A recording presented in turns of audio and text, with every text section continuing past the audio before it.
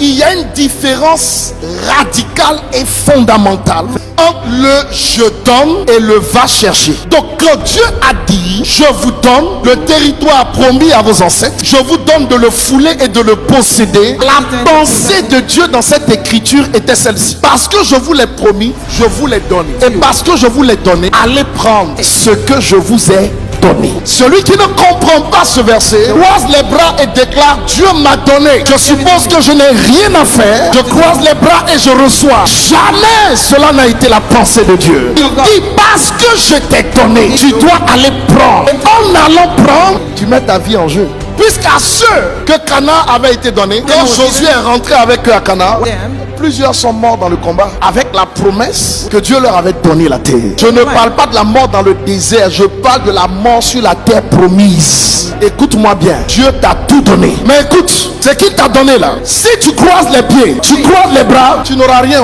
Si tu te lèves pour y aller, ce qu'il t'a donné là, ça va devenir réalité entre tes mains. Mon expérience pratique est claire. J'étais prédicateur dans la rue à Djamé. J'entends: je te donne de te marier à l'hôtel Ivoire. Et j'ai un rêve passionnant dans lequel je vois des motards, je vois des voitures dernier cri, j'en avais pas. Je vois des scènes où on est en train de se marier, mais on est comme dans un gala. Des artistes viennent et ils prestent. Le rêve lui-même m'impressionnait. Ça veut dire, dans le rêve j'étais impressionné et au réveil j'étais impressionné. Et moi j'étais un acteur dedans. J'observais quoi, ce qui s'est produit. Quand je me suis réveillé, j'ai entendu: je t'ai donné cet endroit. J'ai cru qu'en restant chez moi, l'endroit allait venir jusqu'à moi. Non, un bon matin l'esprit me dit: lève-toi et va à l'hôtel Ivoire. Je pars là-bas, la secrétaire me dit: impossible. Je pars à la maison, mais c'est pas à la secrétaire que Dieu a parlé, c'est à moi que Dieu a parlé. Une deuxième fois il me dit: lève-toi, va là-bas encore. Je pars, je trouve une deuxième secrétaire, elle me raconte les mêmes choses. Je retourne à la maison, il me dit: qu'est-ce que je t'ai dit? Lève-toi